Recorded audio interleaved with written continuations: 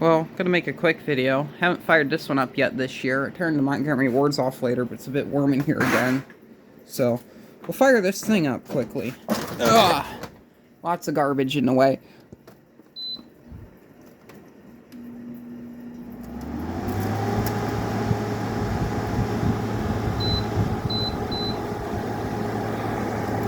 There it goes. A lot of trash in the fan. Surprisingly quiet. A little bit 70.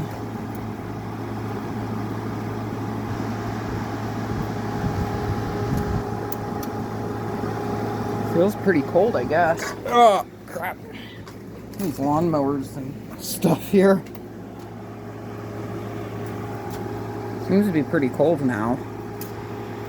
Go outside. I think I normally really only run this one at high fan. I can't remember what the fan speed setting was on it. This is a unit that's going to be up for replacement this year. I have a 8000 BTU super thrust going in its place that's going to be installed in this upper portion. And also, due to the shed slope, a lot of stuff just kind of comes down and goes inside of the unit. Already feels warm. Alright, very disgusting. You can see it's been in here for several years.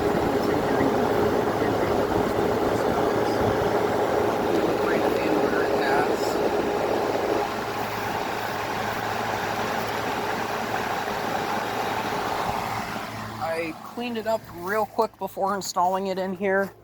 And then installed it. I needed an air conditioner out here pretty bad, so that's kind of what it was. When I got it, it wasn't even that old. I think it was, got this one before the big one. But recompressor, which I'm a bit worried about, especially with this installation arrangement where it kind of recirculates a bunch of air. Had a vintage unit here before, Fetter's Climatrol, but I was always worried about that one recirculating since it was so old. And the poor little Matsushita compressor in there was just sounding sadder each time.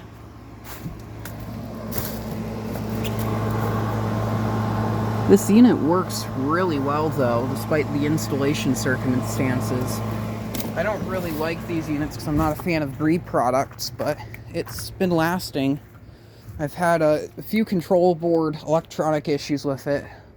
I don't know if it's because of the installation where it kind of overheats or something, but I've had it to where I'll be running in here, it'll beep, and as it beeps, all the LEDs on the control panel will light up kind of like a lamp check type thing, and then it will turn off and then turn back on again, and then wait the 5-minute or 3-minute so compressor delay, and then fire back up, which that's the only issue with it. And I believe that was actually the reason why it was pulled, because the person said it would turn off by itself and turn back on.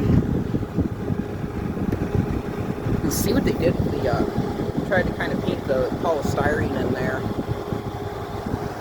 How dirty's the filter? Probably very dirty.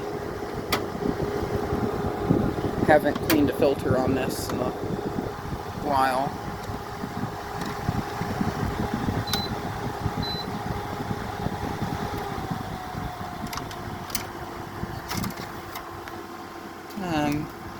Filter's not bad. I must have cleaned it somewhat recently, but I still see like dust marks there. Oil looks a bit dirty though. I wonder if the filter's just not been working. Oil's nice and cold.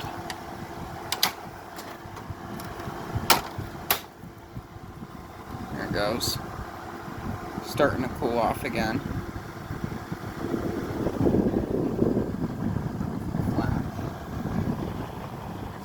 About 7 amps, so not very much.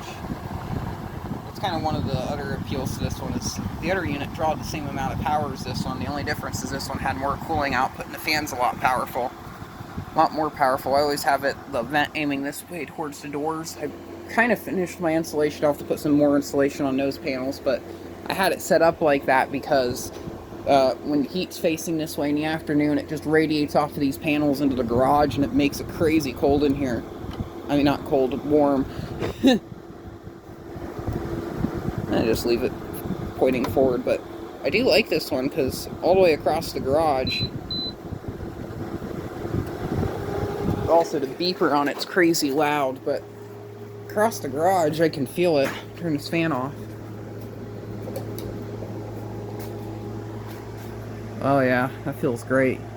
But it just blasts the cold air over this way. I have a friend of mine sending me a remote for this pretty soon. He was supposed to send it like 6 months ago, but whatever. But eventually, we'll see if that remote works with it, because I think that remote's for a Medea. Oh, there's a stupid wasp again.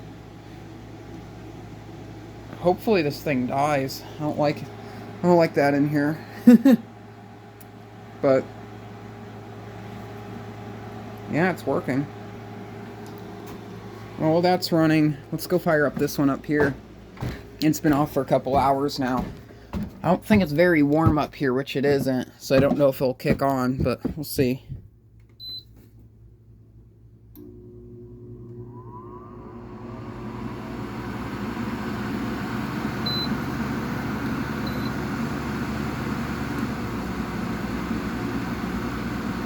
There we go. We'll let this one start cooling and I'll go turn this one off. That's also been a really good unit. I was talking to Carson about these recently on one of the fuckbook groups. But yeah, these have been holding up pretty good. I've not had any issues. The upper floor one, actually I have. Turn that off. I don't like running them side by side, especially unless if I have to, like when it gets crazy hot out. But also these light bulbs going. Turn this back on. I'll show you a bit more of this one quickly, and then I'm going to skedaddle because I have stuff to do tomorrow afternoon. Ooh-wee. Actually, yeah, it's a bit warm up here. I normally keep it around... That was the fan. I normally keep it around 74, and I'll either go up or down depending on the temperature, but... This unit works really, really good.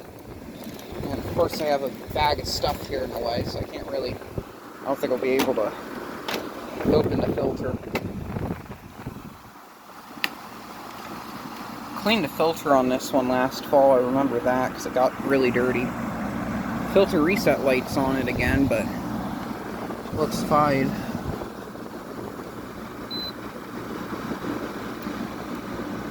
On the low fan.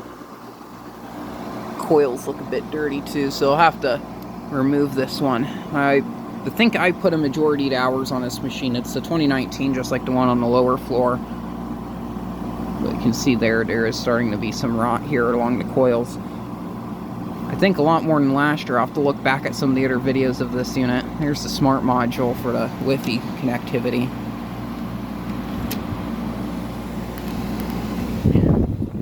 Also looking on this side. So it looks fine. There's just a bunch of trash and stuff kind of there on the bottom.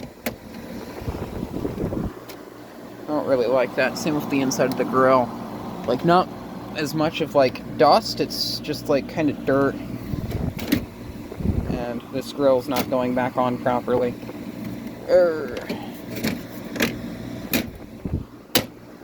This one might be getting replaced eventually. I'll show you what unit I'll probably put in its place.